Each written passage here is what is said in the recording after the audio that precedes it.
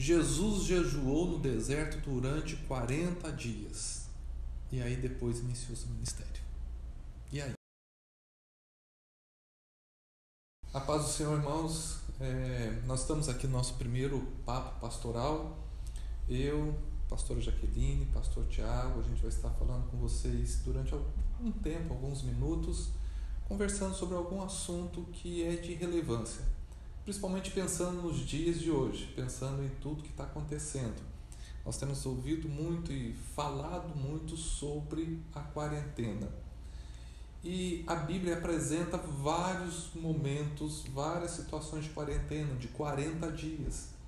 E que lições nós podemos tirar desses 40 dias? O que a gente pode aprender com tudo isso? O que pode ser relevante para a nossa vida nos dias de hoje?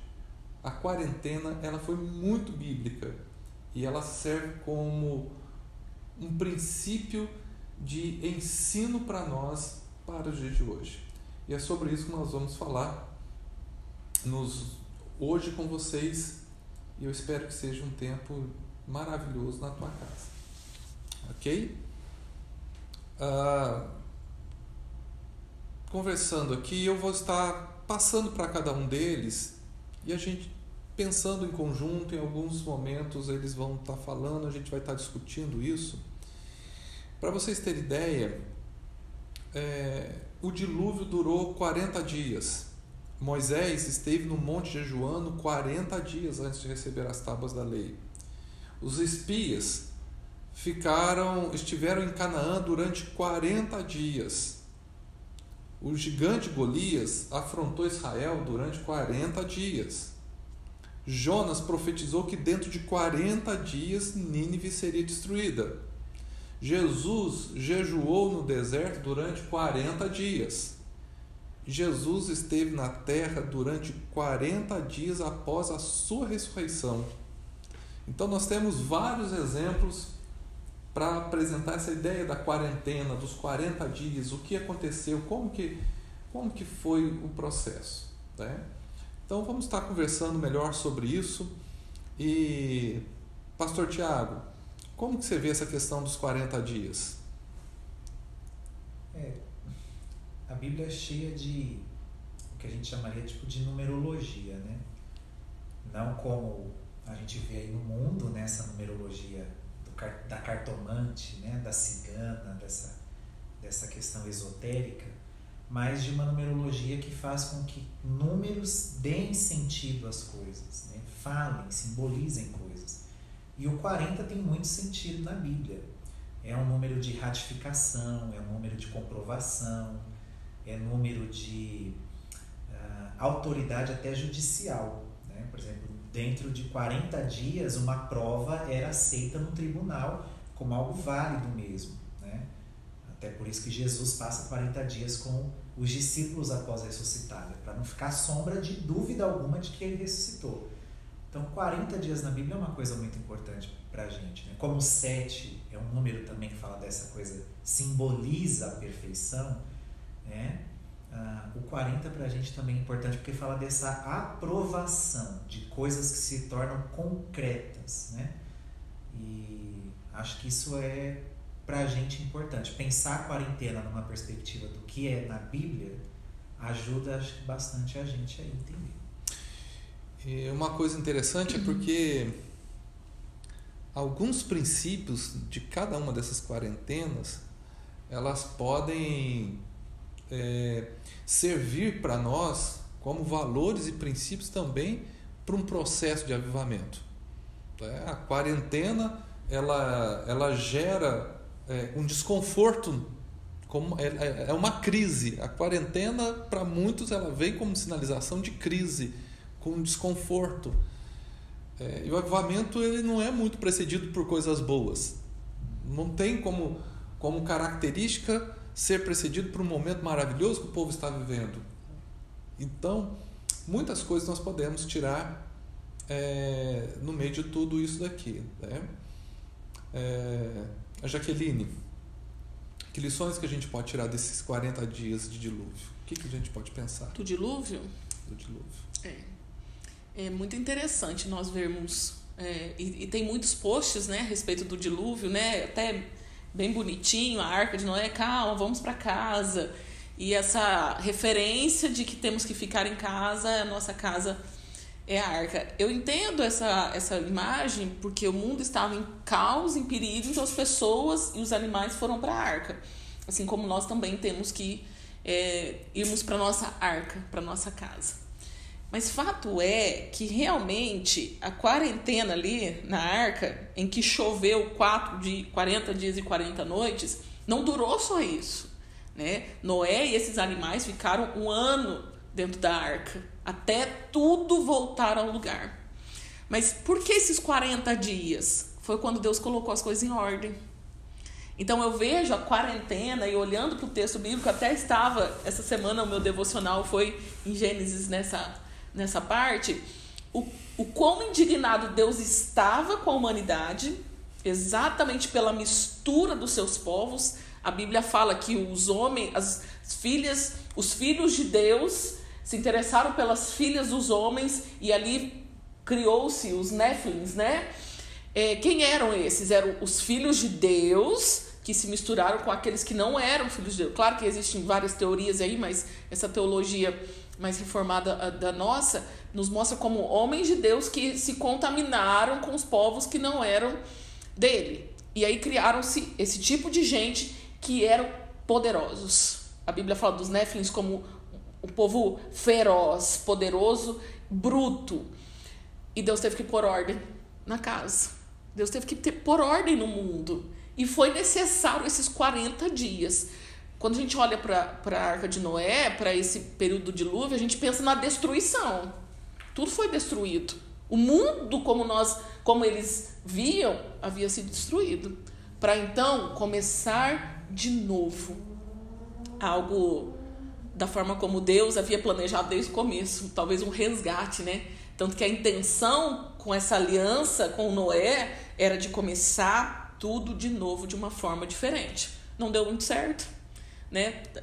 Não porque Deus falhou, mas porque o homem falhou na sua parte da aliança, do acordo que tinha sido feito com o homem. Então, para chegar na aliança perfeita, né, com Jesus. Mas eu vejo a arca não como destruição, mas como um renovo. Esses 40 dias de chuva, 40 noites de chuva, como a esperança de algo novo. Que o novo traz medo, nos assusta. Algumas pessoas me disseram, né? Falei assim, pastor, acho que o mundo não vai ser o mesmo depois disso. Tomara que não. Tomara que seja melhor. Assim como foi depois do dilúvio. Como deve ter sido para Noé e sua família os 40 dias chovendo? Como será que deve ter sido? Chovendo e náufrago, né?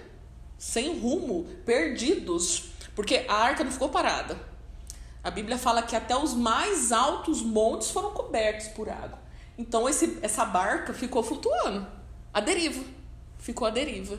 E talvez seja assim que alguns estão se sentindo. À deriva, mas se esquecendo de quem mandou construir a arca. Foi aquele que a sustentava nas suas mãos, né? Eu penso que havia sentimento de medo, de tristeza, dessa novidade do que viria. Mas tinha confiança neles. Porque eles sabiam quem é que tinha colocado eles na arca. Eu acho que os sentimentos às vezes são muito humanos. Por exemplo, Noé obedeceu. E a gente fala muito disso como algo muito... E realmente é muito bonito. Né? Como se fosse a coisa mais fácil do mundo, né? Mas e os parentes que não entraram na arca? Uhum. E os amigos que não entraram na arca? E as coisas que ele não pôde levar? Então, assim, nesse momento de quarentena, a gente também está sentindo um distanciamento. Uhum. Tem pessoas que, por exemplo, um colega meu perdeu o avô recentemente e no funeral, por causa dessa situação, poucas pessoas puderam ir e é muito rápido, ou seja, até o processo de luta é complicado. Então, quando a gente olha para a Bíblia, a gente diviniza o homem, mas na verdade eram seres humanos com coisas como a gente. Uhum. Agora, o que eu acho muito interessante na história de Noé é que a gente vê que as pessoas estão falando muito sobre essa questão do entrar na arca. Entra na arca, entra na arca, entra na arca. Mas, como aquela famosa regra, o mais importante não é como você começa, mas como você termina. Noé entra na arca crendo numa palavra de Deus. E ele sai e a primeira coisa que ele deseja fazer não é procurar um emprego, Não é estabelecer uma casa, não é ir não. Ele constrói um altar, oferece um sacrifício e neste ato Deus dá testemunho com arco-íris como marca da sua aliança. Como a gente sai da quarentena é muito mais importante de como nós estamos entrando nela. Porque o entrar é quase com desespero. Isso. Né? Eu preciso me salvar. Não é tinha que entrar ou ele ia morrer. Exato. Talvez ele não tinha muitas opções. Agora, a sua saída realmente retrata até o que Deus fez com ele ali dentro da arca. O processo de Deus na vida de Noé dentro da arca. Agora nós temos outro caso aqui que vale a pena refletirmos. Moisés jejuou 40 dias no monte e no final que ele recebe as tábuas da lei. Eu acho que aqui também vale uma reflexão. Foram 40 dias. E vocês lembram como é que o povo ficou esses 40 dias que ele estava lá? Tanto é que ele chega com as tábuas da lei e ele vai quebrar. Bezerro de ouro, né? Um bezerrinho de ouro. E aí é interessante pra gente, pelo menos eu acho muito interessante, esse contraste, né? Entre como Moisés lida com 40 dias, Santidade. homem de Deus, e como o povo de Deus, também lida com os 40 dias. Ambos estão no processo do 40. Todos os dois estão. Isso. E ambos conhecem a Yahvé, o Deus de Israel. Não é o Deus só de Moisés. Né? Mas eles reagem de formas diferentes. E Moisés, outra vez, Moisés sai dos 40 carregando a palavra de Deus para o povo. Como ele encontra o povo? Erguendo uma caricatura de Deus, porque o bezerro não é outro Deus. O bezerro é uma imagem do Deus vivo, que não podia ser feito. Então, como a gente na quarentena também está lidando com a nossa fé? Eu acho que isso é uma reflexão interessante, tipo, eu estou nessa quarentena lidando com a imagem que eu construí de Deus, e aí vai falar da qualidade da minha quarentena, ou eu estou realmente relacionando com Deus como quem Ele é, igual Moisés. E aí eu saio da quarentena não com uma caricatura ou uma imagem, um bezerro de ouro para o mundo. Eu vou para o mundo com a palavra de Deus, porque nos 40 dias eu estava em contato com essa palavra. E como que nós podemos pensar, né, nessa caricatura, nesse bezerro de ouro?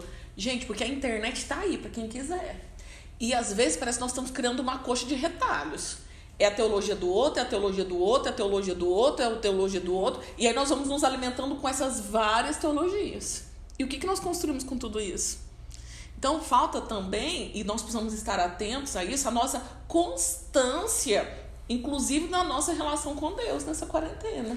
E sabe o que me preocupa nisso? Que usando essa ideia da coxa de retalhos, me faz lembrar daqueles filmes de terror bem antigo do Frankenstein. Porque o Frankenstein era um pedaço eram várias partes que se construiu um monstro. Isso me preocupa nesses dias, porque muitos de nós estamos pegando aqui, pegando ali, pegando de lá, pegando informação.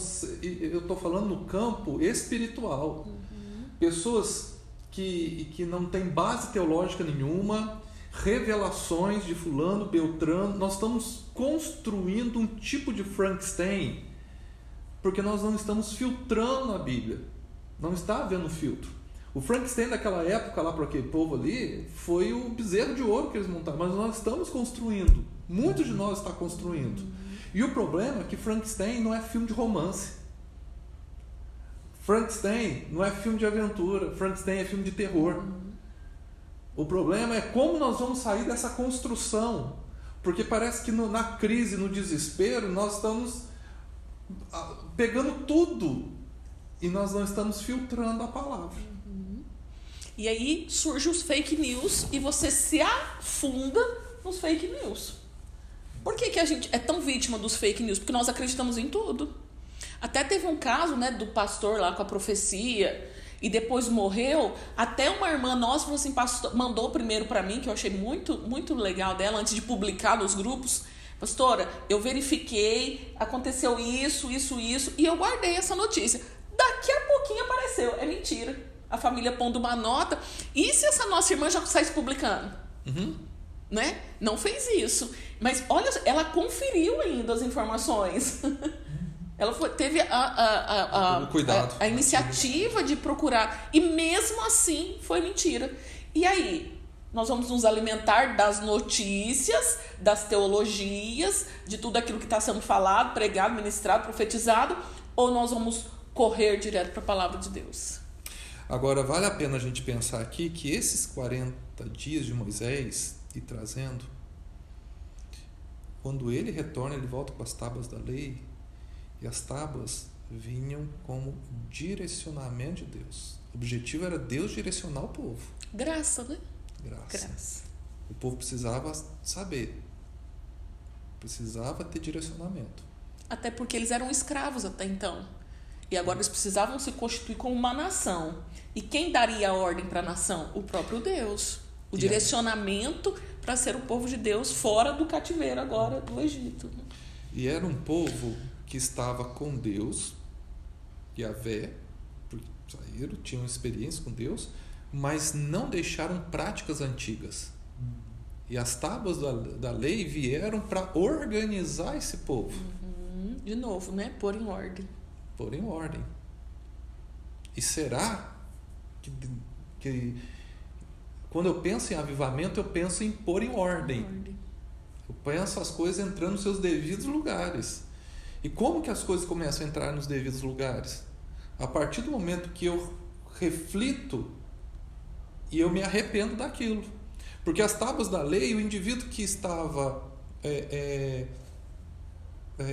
fazendo alguma coisa errada que não batesse com as tábuas, não, peraí, está errado. Ele refletia naquilo ali para ele ter uma mudança, para esse povo continuar a sua caminhada. Um outro caso aqui, de 40 dias na Bíblia, é o caso dos espias, que estiveram em Canaã durante 40 dias, né, correndo o risco de serem mortos. Né, e depois viria a conquista da terra, e todo um processo, mas interessante, né? O povo viria a conquista da terra, mas o povo retrocedeu, o que transformou o prazo inicial em uma peregrinação de 40 anos. Ou seja, nós temos essa história, né, de conhecer essa terra, né? E que eles correram esse risco, viram que a terra prometida, né? E aí, o que a gente pode tirar de lição disso? Olhando para esse texto agora, me vem um insight, né? Nem na arca, nem Moisés no monte e nem os espias estavam num lugar confortável na quarentena. Todos eles estavam numa situação muito complicada. Moisés estava no monte, em jejum, não estava ali sombra e água fresca. Ele estava em batalha, inclusive contra ele mesmo. Noé estava à deriva, dentro da arca, com um monte de animal, inclusive os peçonhentos, inclusive a barata voadora estava lá, né? Todo esse caos dentro da arca. E aí os espias não estavam no lugar favorável, não estavam no lugar confortável. Eles estavam entre os inimigos como uns agentes secretos. Quarentena não é hora de descanso. É hora de se preparar para a guerra. Essa é a minha visão a respeito de todos esses textos. Acho que uma coisa interessante dessa questão da quarentena dos espias é que eles tinham uma promessa, foram em direção àquela promessa, e a promessa envolvia agora esse processo de espiar a terra e ter um provável enfrentamento, um embate. Eles passam 40 dias ali e testemunham todas as promessas de Deus. Eles retornam carregando frutos, dois homens carregando um fruto. É um negócio espetacular, né? Fora da dimensão do que eles podiam imaginar. Mas ainda assim, vendo tudo aquilo, eles retornam dizendo: não é bom a gente mexer com isso. Então parece que nesses 40 dias nós também somos convidados a parar e acho que refletir sobre aquilo que a gente tem que observar na vida. Às vezes até a direção do trabalho, da empresa, de como está o meu casamento, meu relacionamento com os meus filhos. Entende? Percebendo tudo isso como uma promessa de Deus, porque Deus está envolvido com tudo isso, toda a nossa vida, Deus está presente. Mas no meio de tudo isso, eu não posso sair da quarentena com covardia de ter os embates necessários para conquistar algo melhor. Eu tenho que sair da quarentena com uma visão. Tem como melhorar. Tem uma promessa. Deus me tirou de um ambiente, me colocou numa situação de observação para que eu perceba que não é para eu ficar nessa dimensão, que eu posso ir além, que tem algo melhor. A palavra reinventar-se, né? Isso. Ela cabe muito bem nesse momento. E todos nós estamos tendo tempo para pensarmos, refletirmos e ousarmos ser diferentes. Sermos diferentes. Um outro caso aqui, e esse eu acho interessante porque a gente pode configurar isso, né, com o coronavírus, é o caso do gigante Golias, que afrontou Israel durante 40 dias. Fazer esse paralelo, né? E até que Davi se prontificasse a enfrentá-lo. Nós estamos diante de um gigante. Minúsculo, né? Invisível. Com uma força fora do comum. Ele atinge multidões. Ele afronta a sociedade, né? E aí? Sabe? O que isso nos traz de lição? Porque parece que ir para a guerra, primeiro, faz parte da sabedoria, você se preparar, você se resguardar, você ganhar energia, porque você não vai para uma guerra desenergizado. Não tem lógica. Né? Nós vivemos a época dos... como é que fala? Aqueles líquidos que nós bebemos, dos energéticos, e usamos eles porque nós estamos sem energia. Eles estão sendo um campo artificial, tá? Para nos energizarmos quando deveríamos descansar. Então ele se torna um subterfúgio e está virando vício. Então nós não estamos sabendo trabalhar o tempo do descanso e usar o descanso para energizarmos para aquilo que virá. Nós parece que queremos sempre estar no pique, estar lá no ponto. Não sabemos dosar a nossa força. E a guerra, ela vem. Eu acho que o caso de Golias mostra muito essa guerra, sabe? E o que vai vir para a igreja depois dessa quarentena? Será que não temos uma guerra aí preparada, a igreja, no campo espiritual? O nosso inimigo não parou. Já estamos nela, né? O inimigo não está em quarentena, né? Isso é fato. Ele está aí rondando, semeando e ceifando e aproveitando todas as brechas. Mas sabe o que é interessante? É que Golias afrontou durante 40 dias. E Davi, ele foi após os 40 dias. O que Davi fez durante esses 40 dias? Ele não estava pronto ainda para a guerra. Não era o momento ainda. Após toda essa afronta, após todo esse sapateado aí do Golias, de todas as ofensas, ele se sentiu poderoso. Talvez nós estejamos nos sentindo assim, recuados, diante desse gigantão aí. Mas não é agora. Nós vamos ter que esperar. Esperar cessar, esperar sacudir mesmo. Porque hoje, como igreja, o que nós podemos fazer? Levantar nossos altares em casa, entrar em batalha de oração em casa. E depois? Sim. Aí é que tá.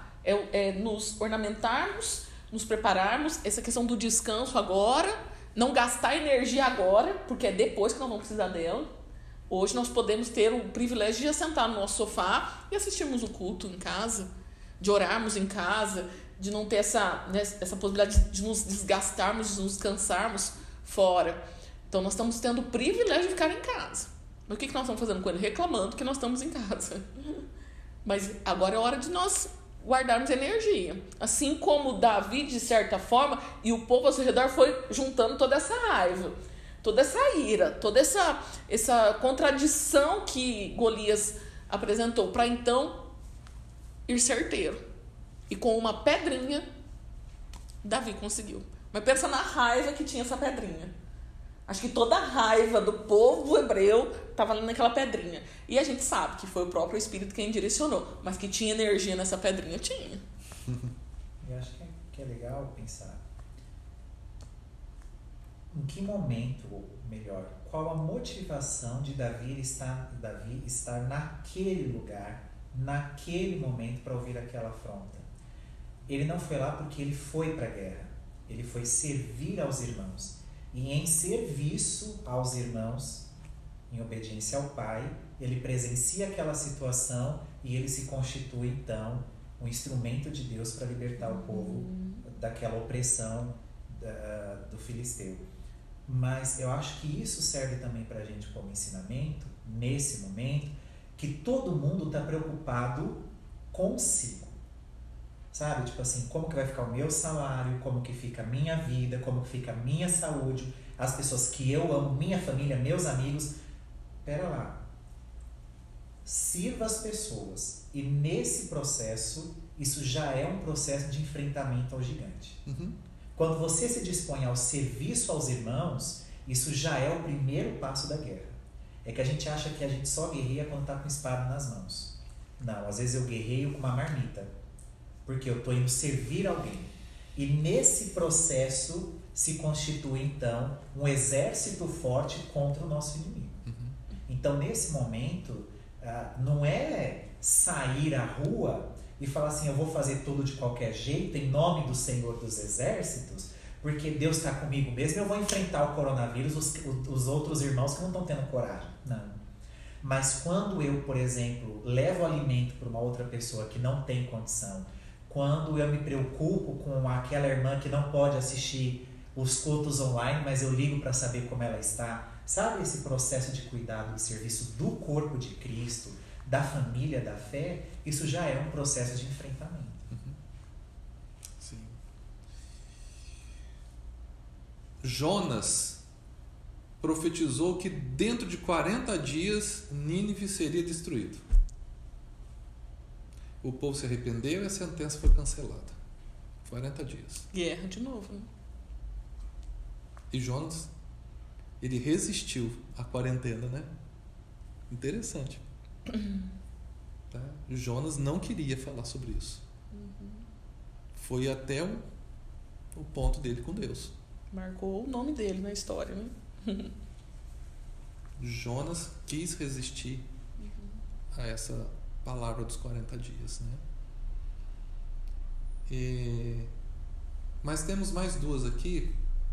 O nosso tempo já está acabando. Jesus jejuou no deserto durante 40 dias. E aí depois iniciou seu ministério. E aí, gente? Os 40 dias de jejum é a ponte, né? É o marco. O antes e depois do deserto. Jesus se divide em 2 momentos nos 33 anos. Antes e depois do deserto. Será que a nossa história vai ser dividida também antes e depois dessa quarentena? Eu estou falando espiritualmente. Mas é interessante, ela se divide, mas ele não. Ele continua o mesmo, né? Sim. E essa constância de Jesus, que nem mesmo essa quarentena o abalou, pelo contrário. Não é que nem deu impulso, né? Chegou um momento. Chegou o momento dele ali. Então, a constância dele, sim, o ministério antes e depois, mas é explícita a constância dele desde quando ele foi gerado no ventre de Maria. E depois dos 40 dias, tudo o que ele fez que durou tão pouco. Essa constância, esse ministério que se perpetua até hoje, né? E que foi um marco, um episódio muito significativo, sim, né? Os 40 dias do jejum. Aí acho que é interessante pensar também. Jesus passou 40 dias no deserto fazendo o quê? Na verdade, a palavra vai ensinar o seguinte, que o Senhor Jesus jejuou 40 dias e 40 noites. Após 40 dias e 40 noites, veio o tentador. É diferente do Noé, que a água... Tipo assim, a ideia de acabou o processo todo do dilúvio, agora eu saio da arca para desfrutar. Não, após 40 dias e 40 noites de jejum, vem o tentador. Ele não veio durante os 40 dias, ele veio depois dos 40 dias. Por quê? Porque o conceito humano é que depois de 40 dias de jejum, o seu corpo esteja fragilizado. Então, acho que duas coisas são interessantes para a gente aí. Primeira, o que eu estou fazendo a respeito da minha vida de piedade nesses 40 dias? Eu estou me alimentando, me nutrindo, devotando ao Senhor, me fortalecendo espiritualmente, em santificação, em dependência, em adoração, em culto na vida.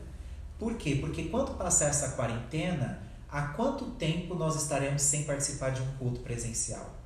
De uma tarde da bênção, de uma oração na igreja, de uma célula, de uma reunião de jovens, de adolescentes, a escola bíblica. Tem um bom tempo que a gente não participa. E aí, quando o tentador vier após esse período, quando as situações da vida vierem, como que nós estaremos para lidar com isso? Sem energia? Sem força? Sem disposição? Sem fé? Não, porque nesses 40 dias eu entendo que o culto ali parou, no templo. Mas o culto nesse templo não para. O Deus que eu sirvo não. Então, continua, logo eu estou fortalecido para encarar o tentador. E isso que é interessante, porque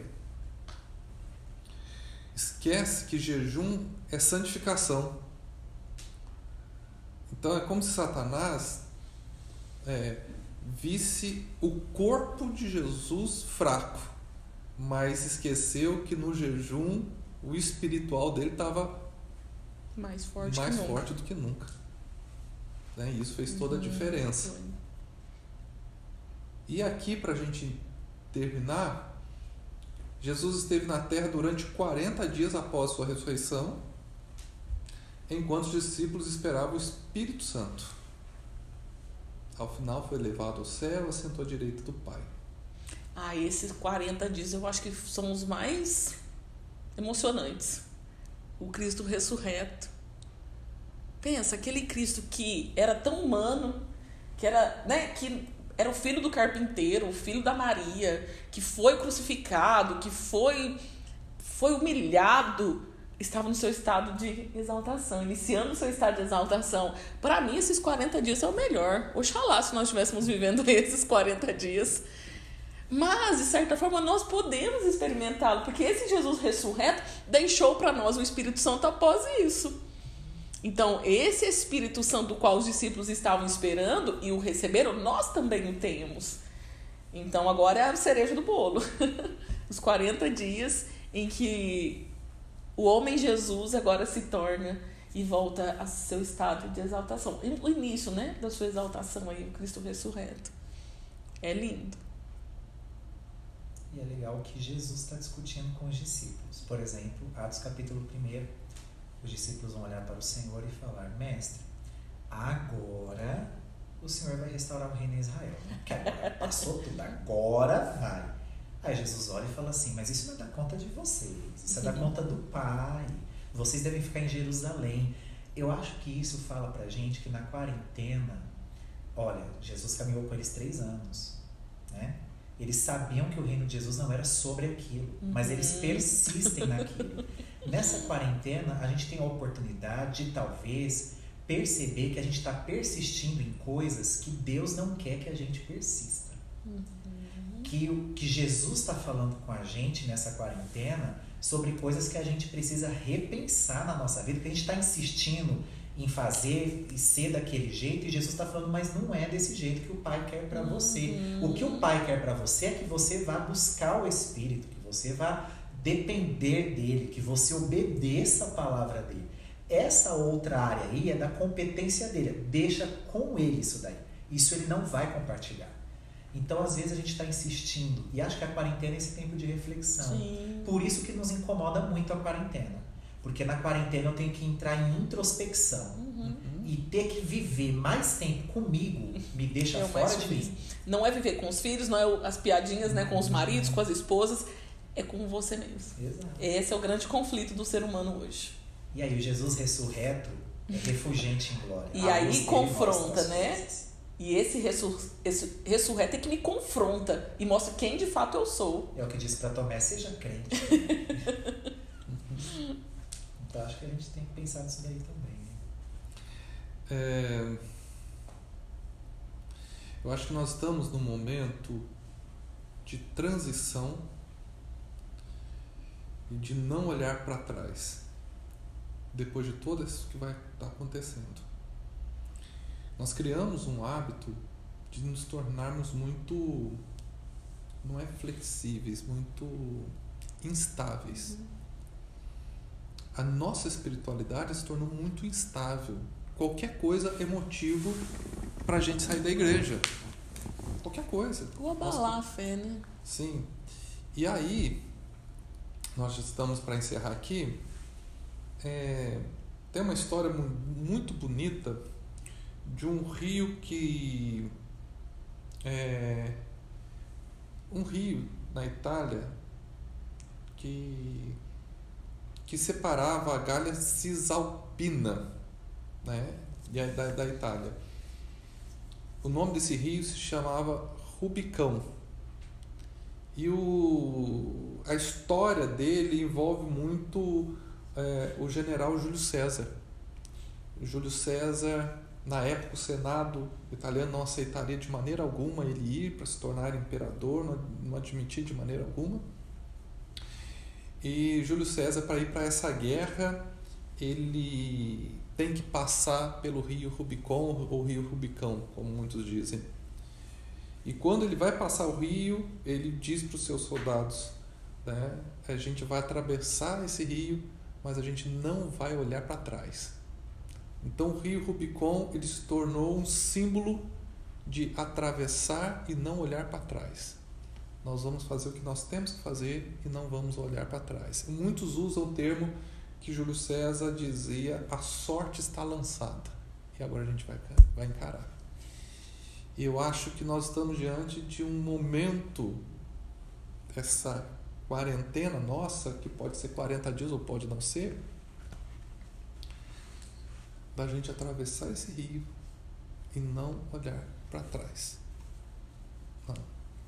Eu vou me firmar com Jesus, vou fazer isso, vou ser aquilo, eu vou mudar esses comportamentos. Muitas reflexões, elas estão diante de nós.